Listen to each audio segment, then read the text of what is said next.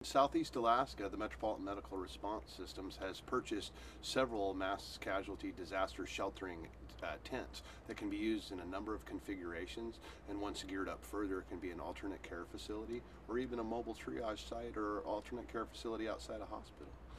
So the drill is to understand the deployment and staging of these assets around Southeast Alaska as well as the main part of the state. Our goal is to be able to deploy rapidly to get to small, out-of-the-way locations to support local jurisdictions.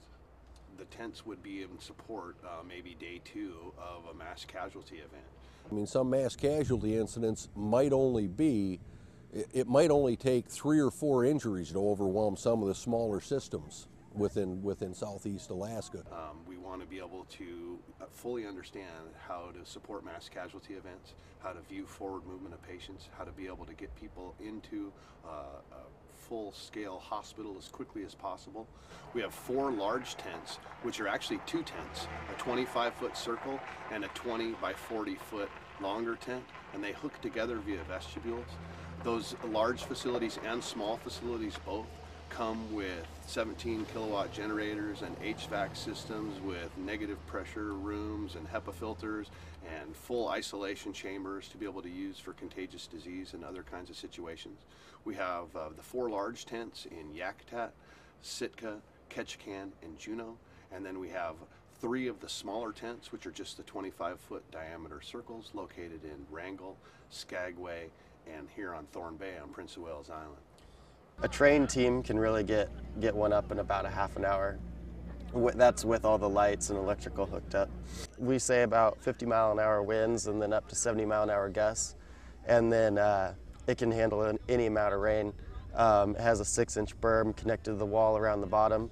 The bathroom on this unit is made more for patients as a cleaning station.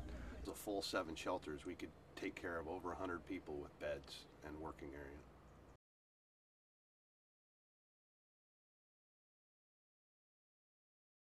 We have the opportunity and we have room at the airport where the MMRS drill is taking place. Our island EMS squads wanted to go ahead and stage a small aircraft accident similar to the types of aircraft that are routinely flown into the Klawock airport or similarly sized to float planes that fly into most of our communities. We actually have 12 different cities on Prince of Wales Island. They have their own special little departments, fire, EMS, some have clinics, some don't have clinics, and our goal in this deployment was to bring our members over to an area that doesn't necessarily have a hospital and doctor, and to try to simulate a disaster and to ask the question, what if? It was the first exercises happened on the island to work with multiple communities. So that was a new aspect, and that the location of the exercise was not in anybody's jurisdiction. The other main goal for the exercise was to help promote and push the EMS groups to work together as a whole. Each of these teams are trained and equipped to deal with their community's needs and not necessarily that of the whole island. So when there's a disaster type situation, we expect these services to be able to work together towards resolving the issues. When you bring everybody together, it's an opportunity to brainstorm, bring all the good ideas from each community together, share some of the things that you've learned over the time with your individual drills, pool all that information together and make all the teams that much stronger. We've taken the opportunity getting ready for it to boost our incident command training, to do some medical surge and mass fatality type training, to do some public information training. We've kind of used the opportunity leading up to the exercise over the past 12 months to really boost the training opportunities for local responders, stuff that they normally wouldn't be able to travel to because of expense or opportunity, and stuff that we would normally have not enough folks to host that kind of training ourselves.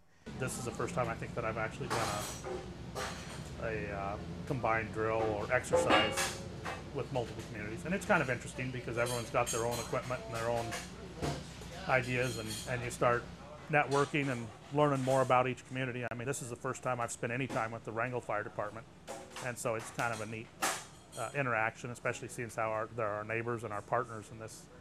Practicing responding to that incident that we don't have enough resources for, practicing using outside resources is a great experience for our responders.